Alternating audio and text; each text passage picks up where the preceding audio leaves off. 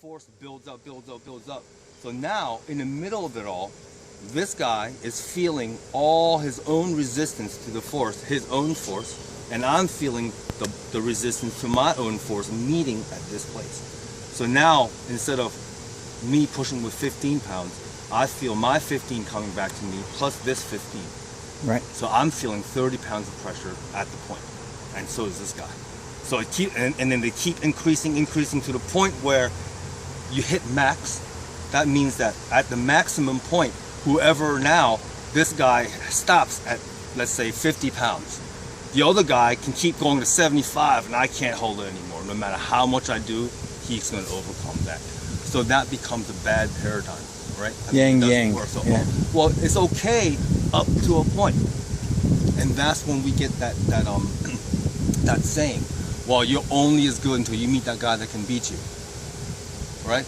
That means that ultimately I can beat anyone that's weaker than me until I meet the guy that's stronger than me. Then I'm in trouble, right? That's really the case. So then what would we do? So, as a martial artist, what would we do? Okay, so maybe if I learn how to hit faster, so hit him more times before he can get to me, right? I'm going to increase my speed.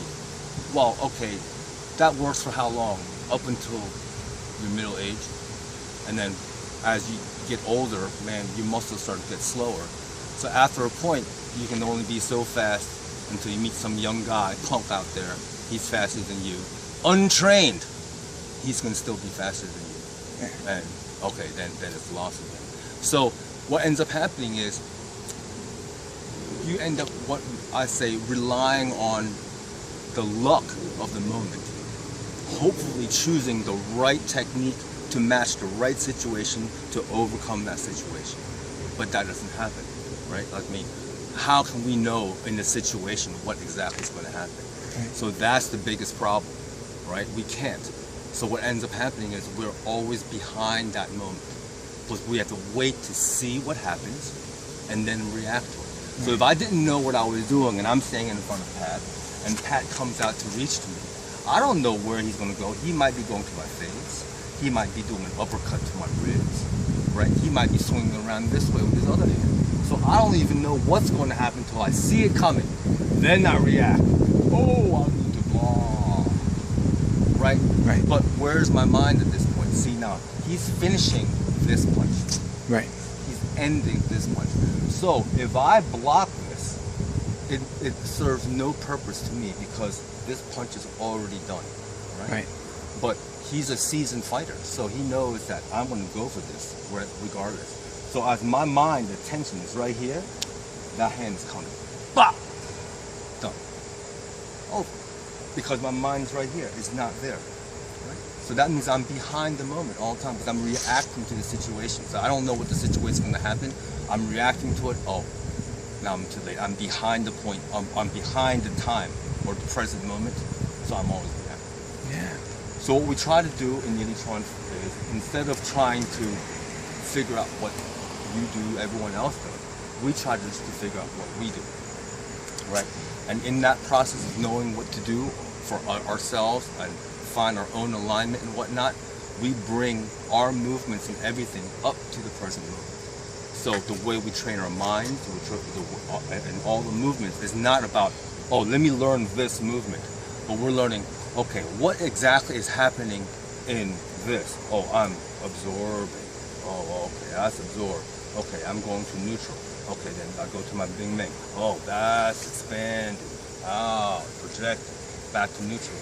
Oh, then I connect back to my Dan Chen. Oh, okay, this is absorbing. So our mind gets trained to work a process in the present moment. Right? After a while, your mind gets used to doing things at the present moment. So your body doesn't move until your mind sees everything and decides, okay, I want to do this and move. So what ends up happening now is as soon as he starts moving, as soon as something's happening, my body's adjusting at that moment and moving along that present moment. So when contact is made, the minute that's made, I'm already moving with this point, right? So then once I move with the point, I realize that, oh, okay, so I'm that reflective receiver now. I know exactly what's going to happen. So even though it seems that I'm doing like the same move, even though it seems like I'm blocking this, what I'm doing is I'm actually touching to find out where his energy is at. So now I have the 6 energies, the 3D energy at the point. So I know he's finished with this. So as soon as he starts pulling back that arm, right? So he pulled back the arm, I can feel, oh, that's the rotation of his body. He's coming over here. And depending on the angle of this arm, I can tell if he's coming high or low. Okay, without even looking, I can tell. Okay. So what ends up happening as he's coming with the other hand, he has to pull this hand in order for that hand to come to me. See how far that hand comes back? So even to get to me, that hand even has to come back farther. Right? See, boom to there.